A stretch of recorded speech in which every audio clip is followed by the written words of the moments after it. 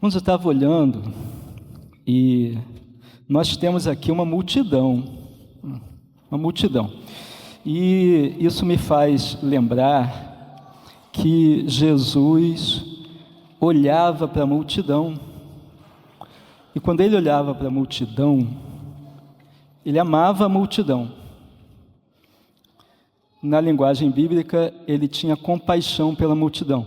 Mas ele tinha essa compaixão, esse amor, porque ele não via uma massa, ele via cada pessoa, ele via indivíduos, e ele amava as pessoas, né? Então, nós vamos falar de amor nesta manhã, mas vamos falar do amor que Jesus tem ao ver cada um de nós. E o nosso problema nesta manhã é pensar não somente em como Jesus nos ama, mas como que eu vou corresponder a um amor desses, e como que eu, que ensino a Bíblia e aprendo a Bíblia, posso corresponder a esse amor na minha vida e no meu processo de ensino, né? Então, nós vamos pensar no indivíduo antes das multidões. Irmãos, meu nome é Vandinei, sou da Igreja Batista em Caraí, temos aqui alguns irmãos da nossa igreja, tem minha esposa, minha sogra, tem irmãos que há muito tempo que eu não via, de outra igreja, também familiares. Muito bom estar com todos os irmãos, né? É uma alegria para nós. Nós somos professores do Seminário Teológico Batista de Niterói e quero adiantar, sei que o diretor vai falar disso, ou já falou, mas quero adiantar, venham para o seminário. Nós aqui aprendemos muitas coisas, né? Lá também se ensina a dar aula na EBD, não é? Irmãos, o amor é maior, diz Paulo. O amor é maior porque ele é princípio de tudo. O amor é princípio porque ele está presente em tudo e deve estar presente em tudo que fazemos. Na verdade, o amor deve constituir o que somos, não é? O amor também, ele está presente. Tem um slide ali, eu vou pedir que vocês... Eu vou ficar nem sempre atento à mudança. Então, se pode ir mudando aí para mim, por favor. O amor está presente no processo de ensino-aprendizagem. Já pensou nisso? Nós vamos pensar nessa manhã que essa é uma verdade. Quando nós ensinamos, quando alguém aprende, se estamos ensinando a Bíblia, tem que ser através do amor. Ele tem que estar presente. Para começar, eu queria ver com vocês a definição de amor. O que é amor? Para muitos, amor é sentimento. Amor é aquilo que eu sinto, né? Os adolescentes, quem estará aí na classe de adolescentes sentem muito amor, porque eles se apaixonam muito, não é? E essa ideia, ela é pregada nas músicas, ela é apregoada em todos os cantos, mas amor não pode ser reduzido a isso. Eu era criança, minha família era bem pobre, uma casa sem muitas riquezas, mas tinha na parede um quadrinho. Já viram um quadrinho que é só um pedaço de madeira com aquele, tipo um folhetinho, um marca-páginas colado? E esse marca-páginas, ele estava colado na parede lá de casa e tinha uma frase: amor é dar e possuir ao mesmo tempo. Isso ficou na minha memória, naquele percentual, né, de que a gente aprende tantos por cento do que vê, mas eu via todo dia aquela frase, e eu não esqueci nunca mais: amor é dar e possuir ao mesmo tempo. Amor, nessa definição, não é sentimento. Amor é uma atitude de dar, mas também de possuir. Ah, mas que estranho. Estranho nada. Se você ama, sabe que você quer dar o bem à pessoa, mas também quer a pessoa com você. Né? Amor é dar e possuir ao mesmo tempo. Um grande autor nosso, que todos os seminaristas da minha época estudaram, o Langston, ele define assim o amor de Deus. Em Deus, é Ele, o amor é Ele, dando-se a si mesmo e dando tudo aquilo que é bom às suas criaturas, com o fim de possuí-las na mais íntima comunhão consigo mesmo. Deus se deu, mas Deus quer possuir você, quer que você seja dele, e o amor tem essa finalidade. Vamos ver como. Alguém trouxe Bíblia? Podem abrir aí, 1 João 4:8. Eu queria, não tem microfone aqui não, né? Eu dou o meu. Tem ali? Quem achar pode vir à frente e ler no microfone, por favor. 1 Coríntios 4:8. 1 João, primeira carta de João 4:8. Aqui, está vendo aqui. Aquele que não ama não conhece a Deus, pois Deus é amor. Muito bem. Deus é amor. Significa que se Deus não amar, Ele deixa de ser Deus. Deus é amor. Amor não é apenas um sentimento, porque o sentimento, ele é passageiro. Sentimento é passageiro. Se o seu casamento for baseado no sentimento, ele vai sofrer, porque o sentimento é passageiro. O sentimento pode até ser perene, se ele tiver uma base que seja perene, né? Então, o amor envolve uma atitude firme de dar-se ao ente ou objeto amado e de possuir em comunhão. O amor tem dois impulsos. O amor quer dar e o amor quer possuir. Nós queremos dar, e quanto mais damos ao objeto amado, significa que nós damos valor a esse objeto. Se nós não damos valor, nós não nos esforçamos tanto em dar à pessoa, em querer o bem dessa pessoa, não é? Então, o amor, ele mostra o valor, e Deus mostra o nosso valor com a intensidade do amor que Ele nos dá. O amor de Deus é intenso a ponto de nós concluirmos que cada um de nós tem muito valor. Há um versículo que eu digo que é o menos entendido, compreendido da Bíblia. Eu acho que eu falei isso no ano passado, que é João 3,16. Vamos falar juntos João 3,16? Porque Deus amou o mundo de tal maneira que deu seu Filho unigênito, para que todo aquele que nele crê não pereça, mas tenha a vida eterna. Se o amor é dar, qual foi a dádiva de Deus? Foi fraco, né? Se o amor é dar, qual foi a dádiva de amor de Deus a nós? Jesus.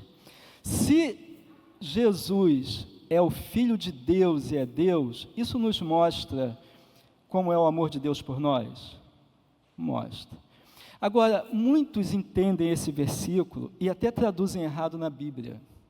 Eu vi uma versão da Bíblia assim, porque Deus amou tanto o mundo. Esse versículo mostra a intensidade do amor de Deus, mas antes, ele mostra o modo de Deus amar, o que Ele deu. Deus amou o mundo dessa maneira. O amor de Deus em Jesus, expresso em João 3,16, é a maneira de Deus amar. Assim como a serpente foi levantada no deserto, Dessa mesma maneira, Deus amou o mundo, levantando o seu Filho na cruz. E é dessa maneira que Deus mostra a intensidade do seu amor e o valor que Ele nos dá. Há várias formas de demonstrar amor. O amor de Deus é demonstrado assim. Agora, alguém ama o filho da mesma maneira que ama o cônjuge? É a mesma maneira? Não. Não vou nem falar de intensidade, que isso pode confundir algumas coisas, mas é a mesma maneira? Não. Você ama o seu filho da mesma maneira que você ama um amigo seu? Não. Nós podemos trabalhar o amor do mesmo jeito em relação ao marido, à esposa, em relação ao filho? É a mesma maneira de lidar, de dar amor? Não. O amor tem forma diferente de dar e de receber. E aí tem muitos conflitos, né?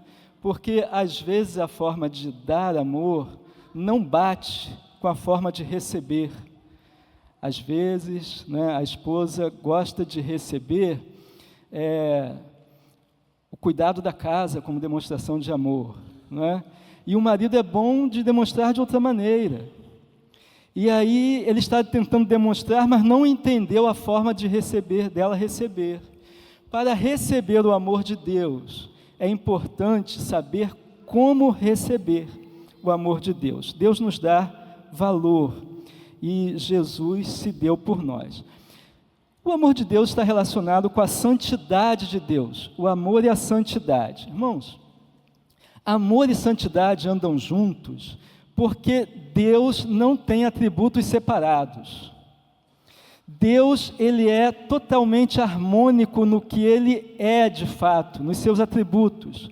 Deus é santo, Deus tem excelência moral, Deus é separado, Deus é transcendente, Deus é totalmente outro. Deus não é igual a nada que Ele criou. Deus não se confunde com nada, porque Ele é santo. Deus é santo.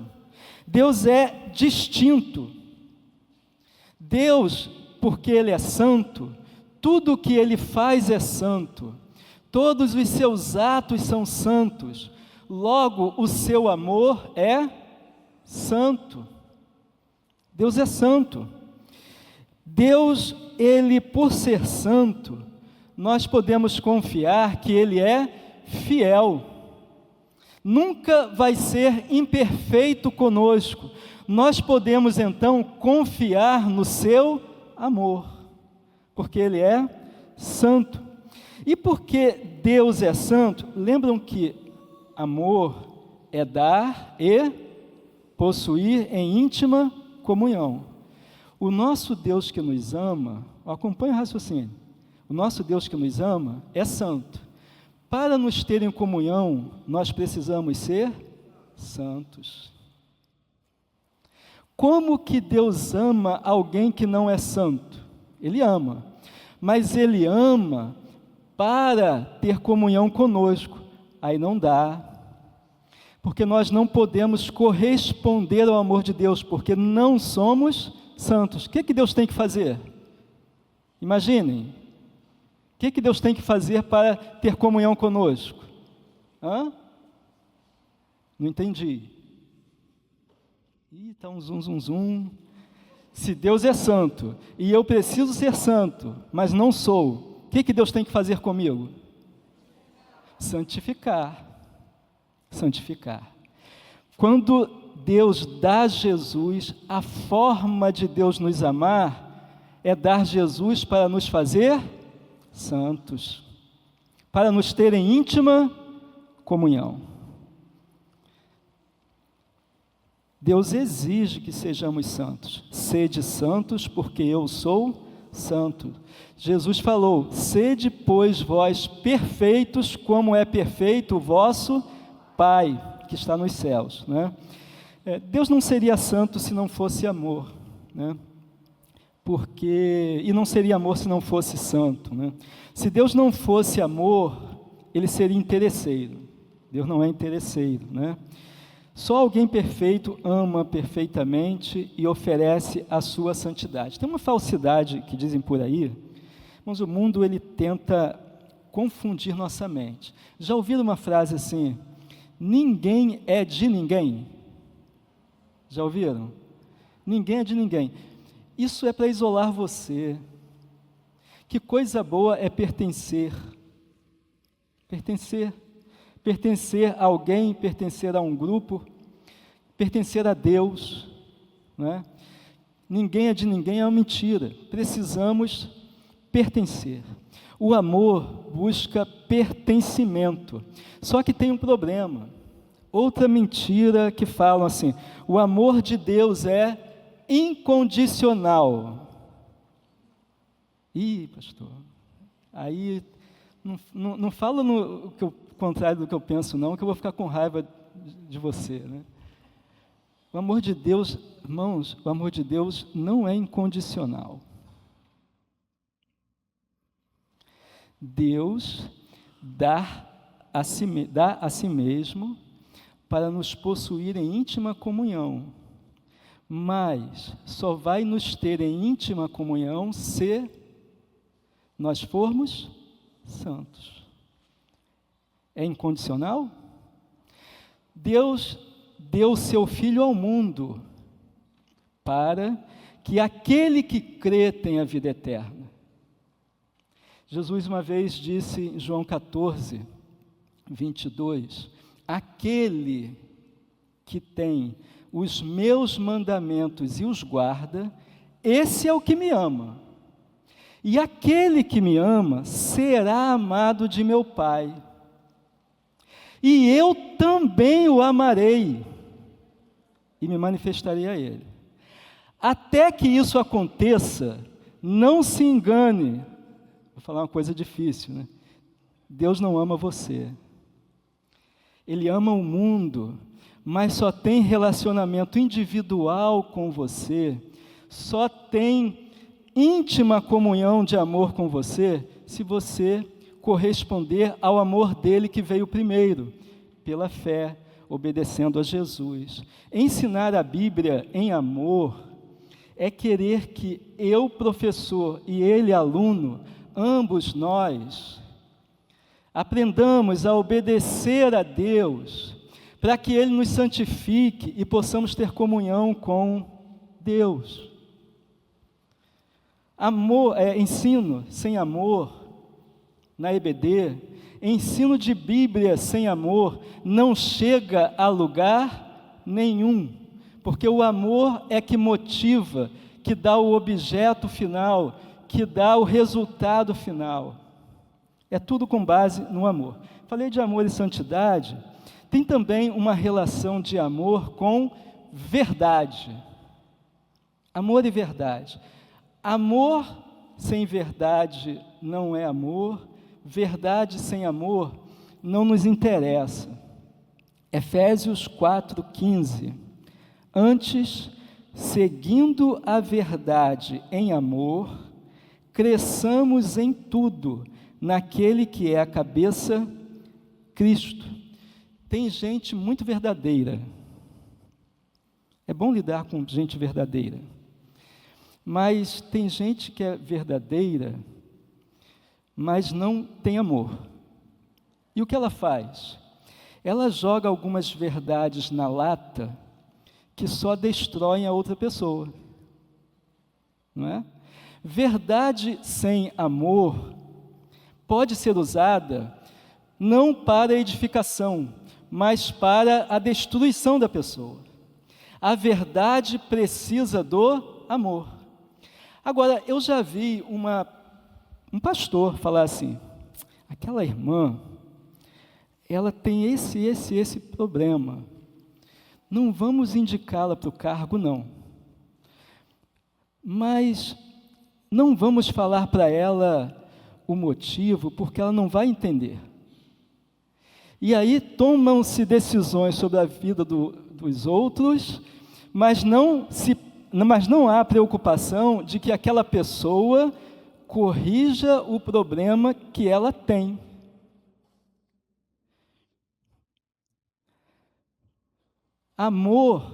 O amor sempre quer o aperfeiçoamento do outro e usa a verdade para a correção.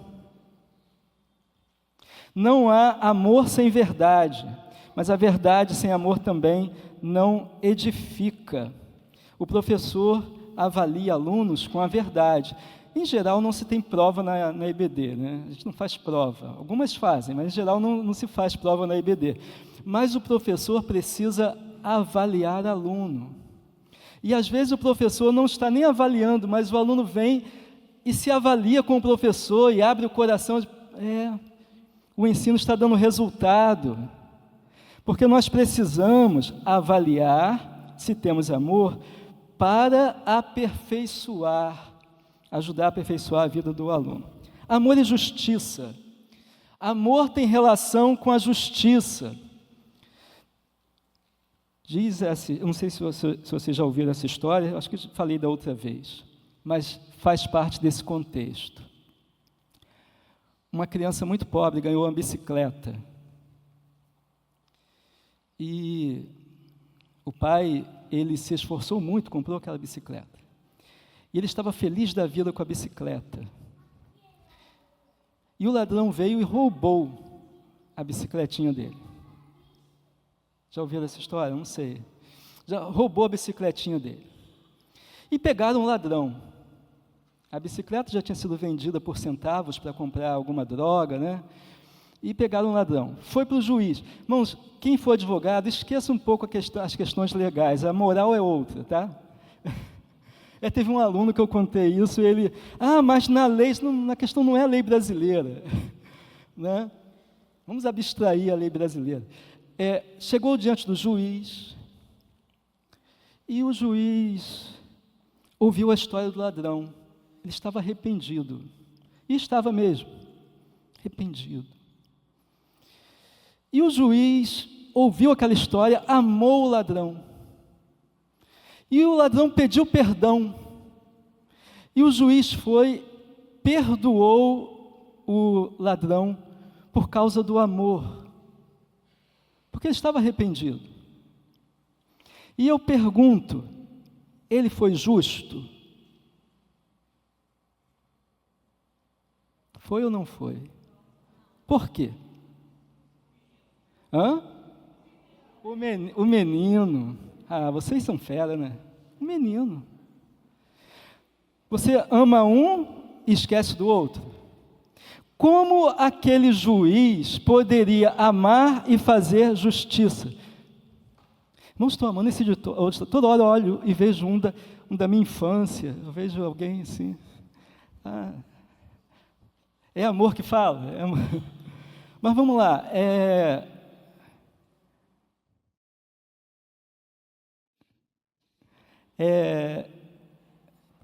Como é que ele poderia amar e ser justo? Mas como que ele praticaria a justiça?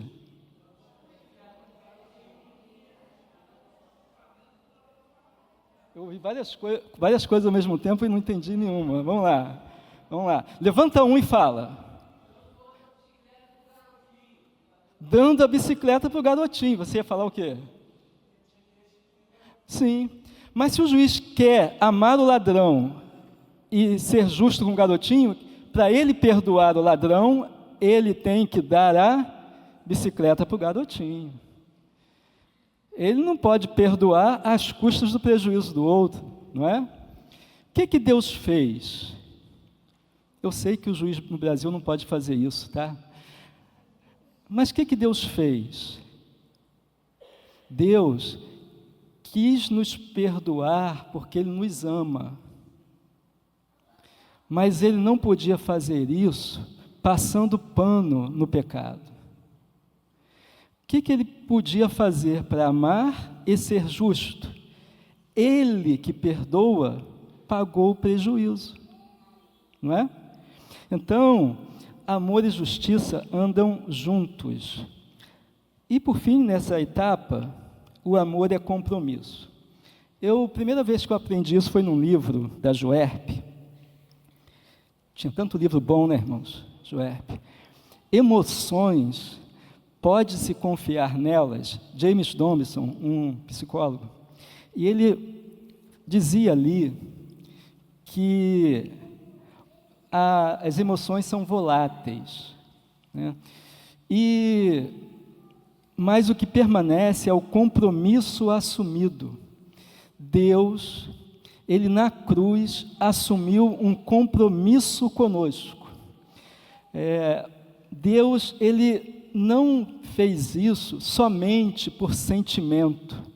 Nós podemos saber que a fé no sacrifício da cruz salva, porque Deus assumiu um compromisso prometido lá em Gênesis, com uma história longa de ações de Deus para cumprir sua promessa. Deus assumiu um compromisso conosco. Guardem isso. Amor é compromisso. Amor é compromisso. Agora, eu queria dizer que quem ama ensina. E vamos de novo à Bíblia. Eu queria que alguém abrisse em João 6, 44 e 45 e viesse aqui para ler. Agora tem microfone aqui. João 6, obrigado. João 6, 44 e 45. Outra pessoa vai abrindo em Mateus 28, 19 e 20. Outra em Tito 2, 11 e 12. Vou falar devagar. João 6, 44 e 45, Mateus 28, 19 e 20, Tito 2, 11 e 12. Quem achou em João, quiser vir, quem vem? Ler no microfone aqui, já está aqui. Pois ninguém pode vir a mim se o Pai que me enviou não o trouxer a mim, e no último dia eu ressuscitarei. Como dizem as Escrituras, todos eles serão ensinados por Deus. Todo aquele que ouve o Pai e aprende dele, vem a mim. Muito bem, obrigado. Eu espero não arrumar treta teológica, mas assim,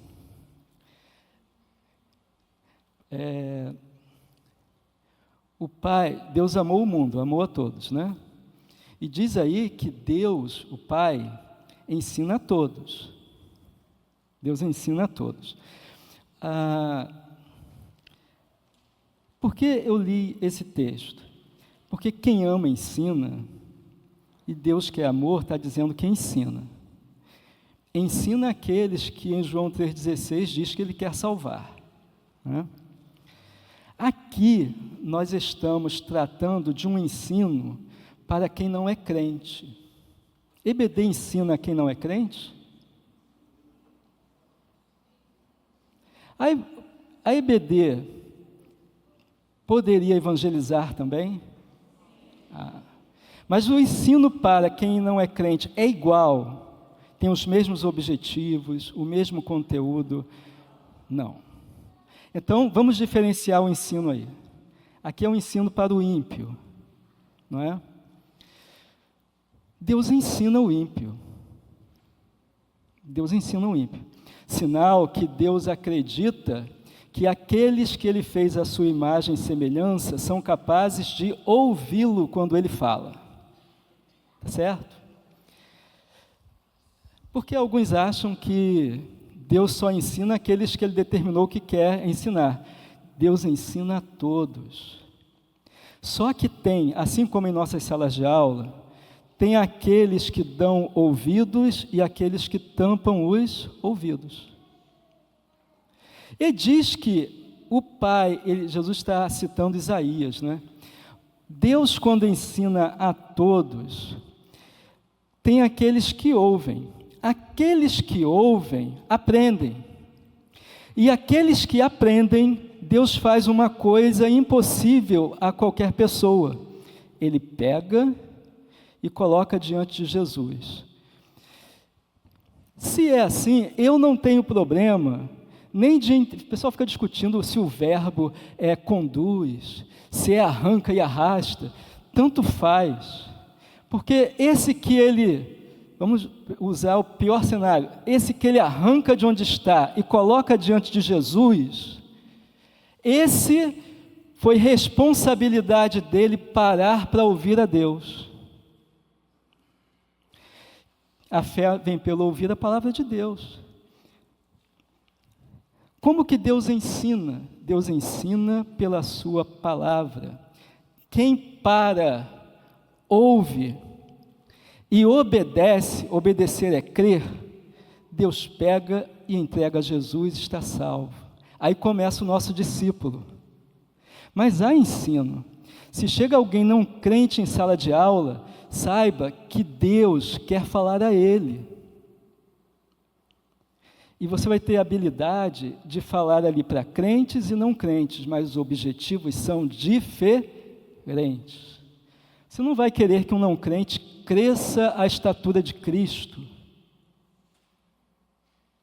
Ele não é discípulo de Jesus, não está diante de Jesus. Agora, quem achou Mateus 28, 19 e 20 e Tito 2, 11 e 12? Pode vir aqui, por favor. Todo mundo deve ter achado, mas quem quiser vir ler. Quem vem? Quem vem? Mateus e Tito. O irmão Tito, muito bem. Mateus 28, 19 e 20. Portanto, ide fazei discípulos de todas as nações, batizando-os em nome do Pai, do Filho e do Espírito Santo, ensinando-lhes a obedecer a todas as coisas que vos ordenei, e estou convosco todos os dias até o final dos tempos. Obrigado.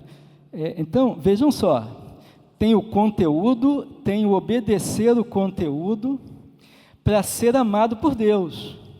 Agora, Tito 2, 11 e 12. Pois a graça de Deus se manifestou salvadora a todos os homens. Ela nos instrui a renunciar à impiedade, aos desejos mundanos e a viver de maneira sensata, justa e piedosa nesta era presente. Obrigado. Viram? O ensino de Deus é dado pela graça. O ensino do professor de EBD tem que ser na graça. O ensino do professor de EBD tem que ser no poder do amor de Deus. Tem que considerar a ação de Deus em todo o processo. Sem graça, o crente não aprende. É a graça de Deus que abençoa o processo de aprendizagem. Se Deus não está iluminando a vida e dando poder para obedecer, não há crescimento. E nós precisamos depender de Deus para aprendermos a obedecer a Bíblia, a compreendê-la, a obedecê-la. Então, quem ama, ensina. E ensinar em amor é ensinar pela graça de Deus, né? A educação e o processo transformador de Deus. É disso que eu estou falando aqui. A educação não transforma ninguém. Sinto dizer. Elana falou disso, que o ensino da EBD é diferente do ensino de fora. O processo, a habilidade, a técnica de ensinar não transforma vidas. Nós participamos com Deus, somos cooperadores de Deus em apresentar as Escrituras. Mas ao apresentarmos as Escrituras, essa palavra é viva e eficaz, e ela é cortante. E ela mostrou logo no início como ela corta uma vida, para Deus usar essa vida para levar essa palavra a outra pessoa, para cortar a outra vida. E isso é Deus agindo. A transformação, então, não é puramente o processo educacional, mas é o crescimento no poder de Deus. Agora eu quero falar do amor e do método. Mais alguém aqui, 1 aos Coríntios 12, 1 aos Coríntios 12, 29 e 31. E esse é o penúltimo tópico. Estou caminhando para o ponto principal que eu queria que você refletisse. 1 Coríntios 12, 29 e 31. Quem pode ler?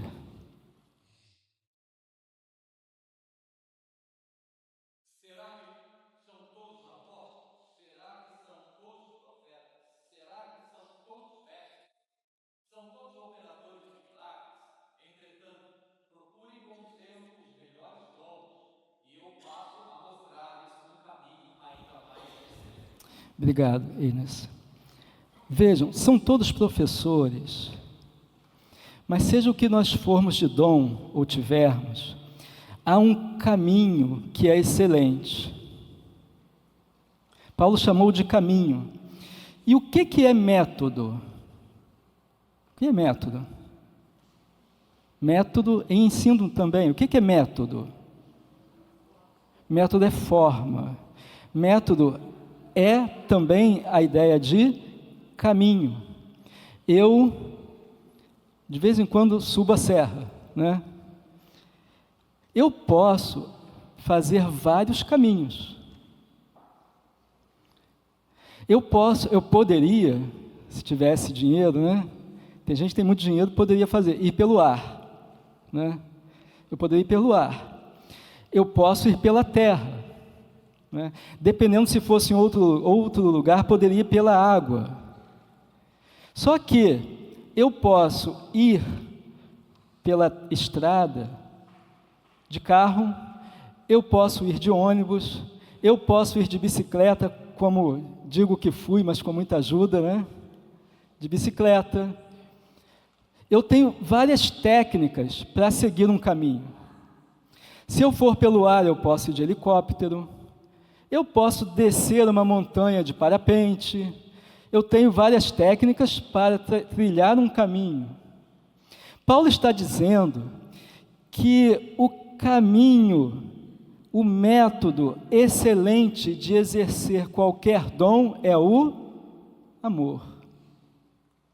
Não existe melhor método do que o amor. Se eu amo e trabalho o ensino com amor, eu vou selecionar metodologias com o filtro do amor. Se eu quero transformações na vida do educando e quero que ele cresça e aprenda, eu vou selecionar esses objetivos com base no amor. O amor é o caminho, o amor é o método. Se eu quero transformações cognitivas, emocionais, de comportamento, tudo isso é com base no amor. Eu, quando ainda era solteiro, fui me aconselhar com o meu pastor da época. E ele, por alguma razão, falou no gabinete: nosso relacionamento não é pessoal. O que vocês acham? Acabou ali, né?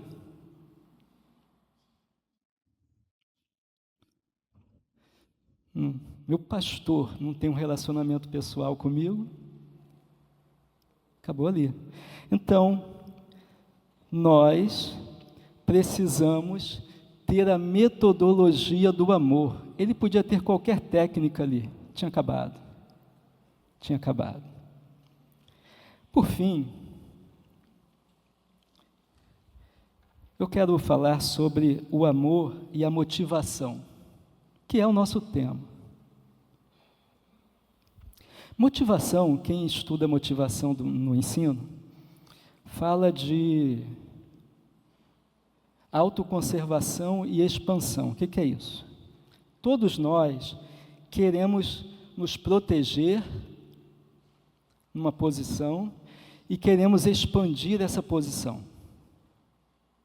Todos nós queremos estar seguros e, uma vez seguros, queremos aumentar nossa área de segurança.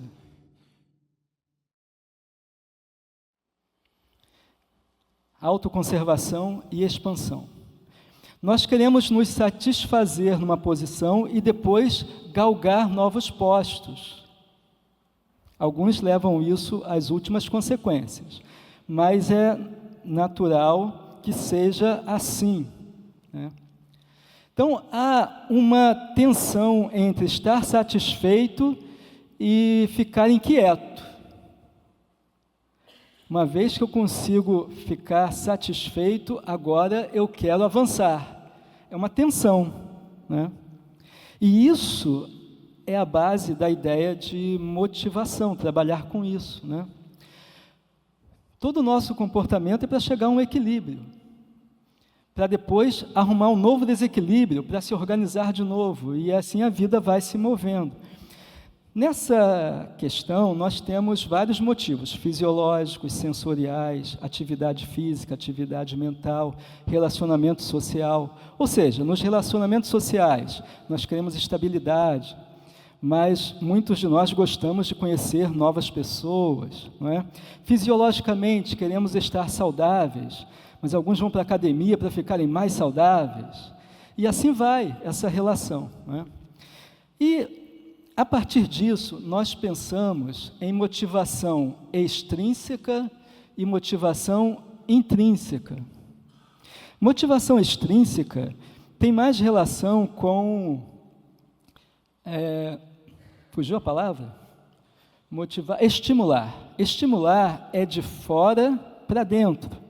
Motivar é de dentro para fora. Motivação extrínseca pode ser comparado a: se você, meu filho, não tirar nota a partir de X, você vai estar de castigo. Opa, então eu tenho uma motivação de fora para eu aprender. Ou então, se você tirar 10, eu vou à churrascaria com você, sei lá, qualquer coisa. Vai ganhar a bicicleta. Motivação extrínseca. E o que é motivação intrínseca?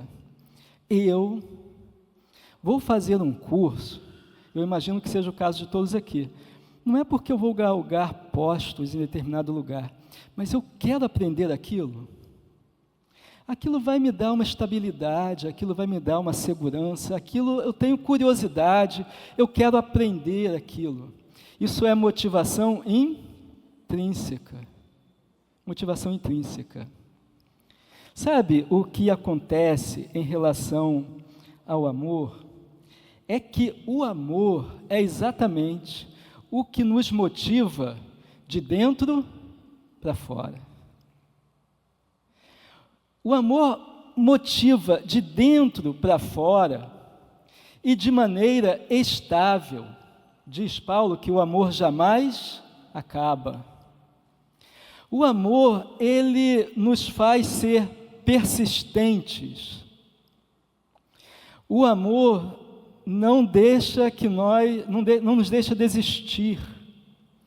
O amor quer o bem do aluno. O amor, ele sofre com o aluno. Tem um livro que a gente usa no seminário, que o escritor, o Coleman, ele conta que uma vez em sala de aula, ele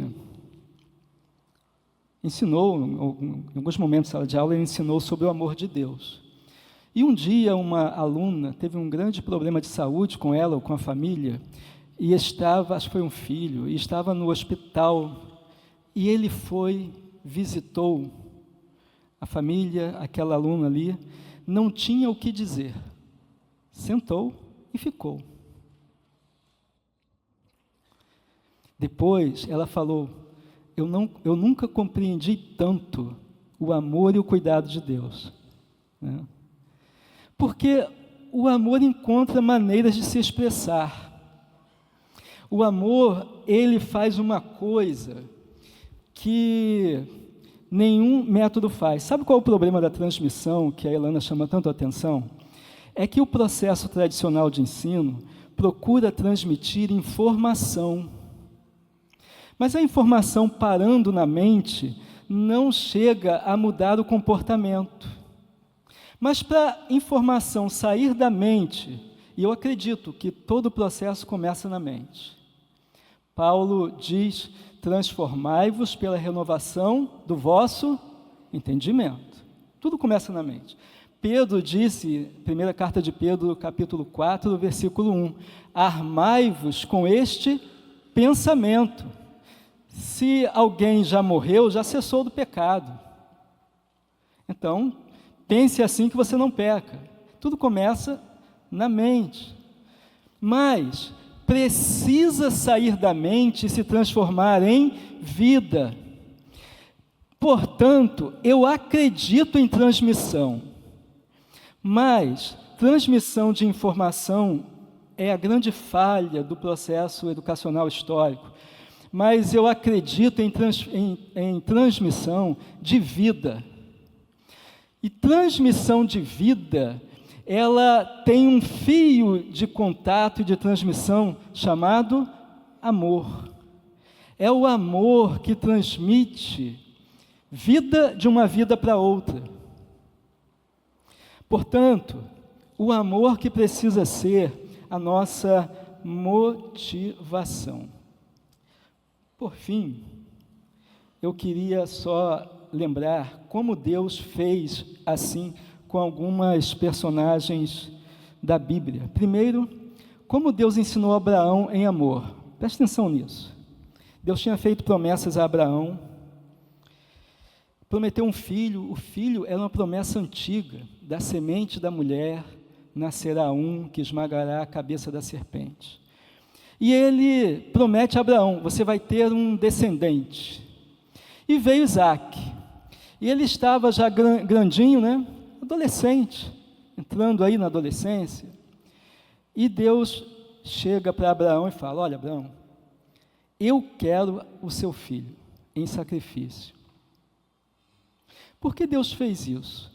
Muita gente já ouviu pregações assim, deu o seu melhor para Deus, deu o seu Isaac para Deus. Qual o seu Isaac? Não sei nem se é espuma. Porque o que Deus está fazendo com Abraão é amar Abraão. Mas amar é coisa complicada. E é complicado o amor de Deus, até que entendamos. Porque Deus dá essa lição a Abraão, e ele leva o filho, por causa da fé, mas o filho amado dele. E ele vai sacrificar o filho. Só que Deus queria ensinar a Abraão como que ele nos ama. E só tinha um jeito de Abraão entender. Se Deus transmitisse para Abraão o próprio sentimento dele, a própria vida dele. Olha o que é ensinar com amor. Pode ser dolorido. E Abraão vai e sacrifica o seu filho, mas quando vai sacrificar, Deus não deixa e entrega um substituto, um cordeiro. Só que Abraão pôde entender que o Deus dele também ia entregar o seu filho, mas para o Filho de Deus não haveria substituto. Tem jeito melhor de Abraão entender o amor de Deus? Ensinar com amor pode ser dramático. Pode ser dramático. Tem outra personagem, Jó. Jó, Deus colocou num sofrimento terrível.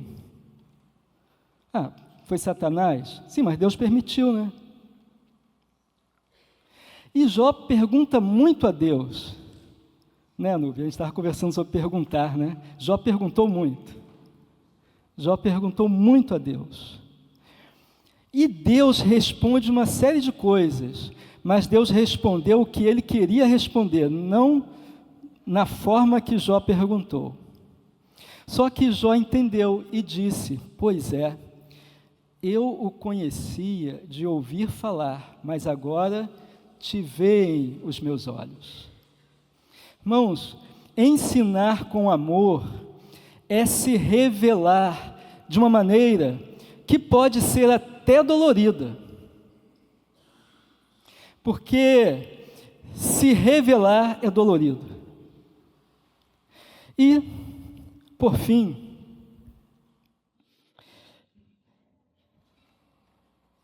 eu devo parte do que eu vou falar a um aluno, o Marcos.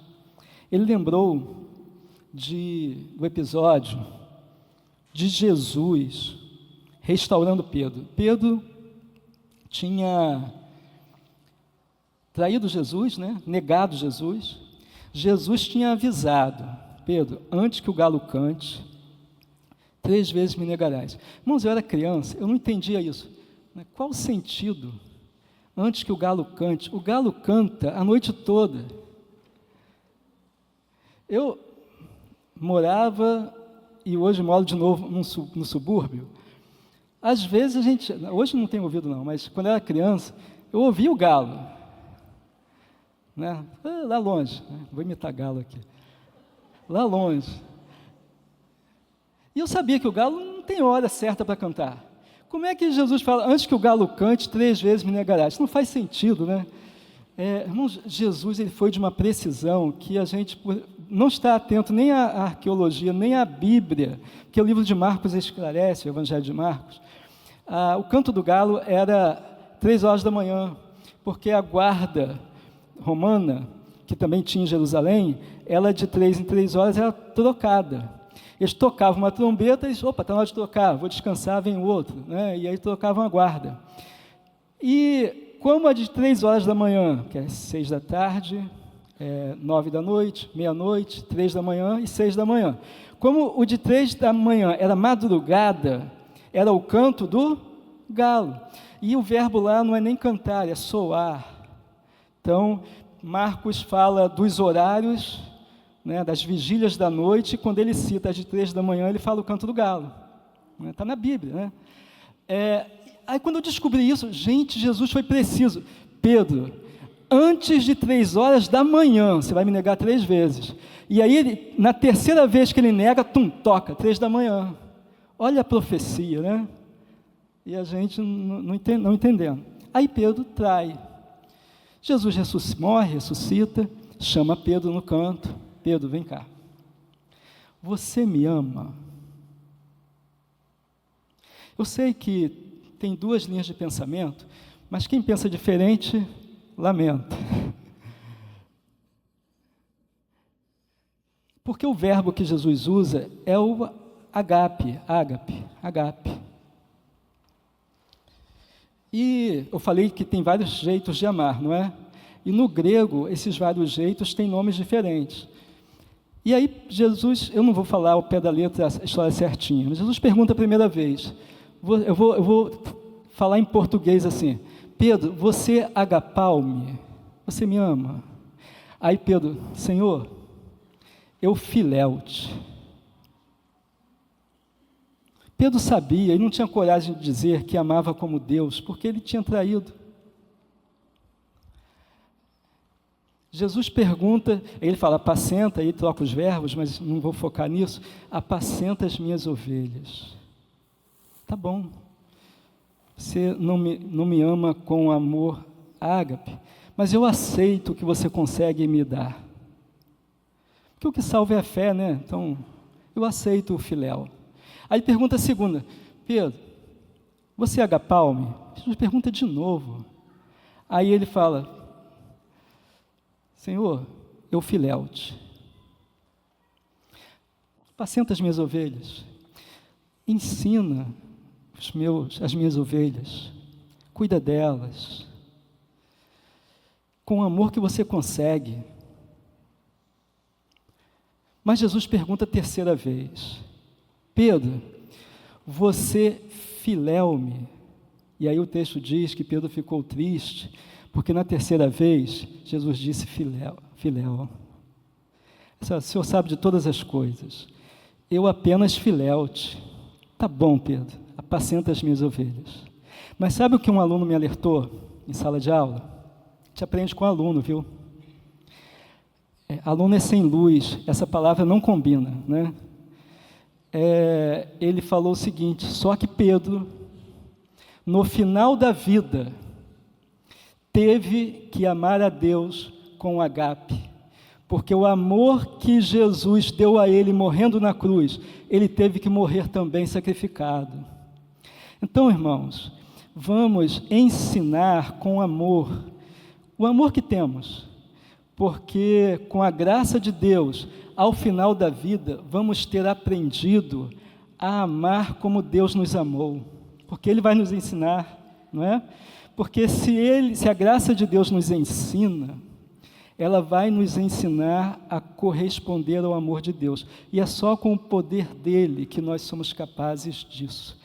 Eu queria só dizer, para encerrar, que se amor é compromisso, amor é decisão.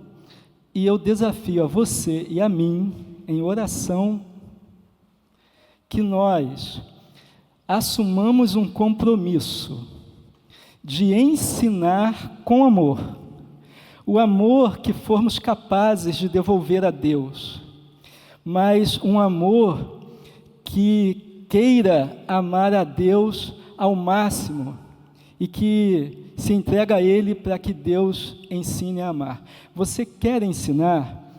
Precisa ser com amor. Então nós vamos orar agora.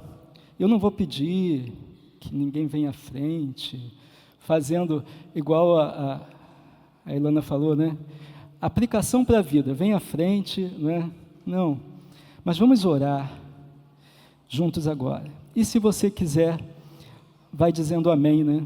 Pai nosso, nós entendemos que o Senhor nos amou de maneira plena e perfeita, que o Senhor, por isso, nos deu Jesus, para que Ele nos santifique e nos aperfeiçoe em amor. Nosso Deus, nós tomamos a decisão, nós assumimos o compromisso de amar o Senhor, de amar ao Senhor e de ensinar pelo amor.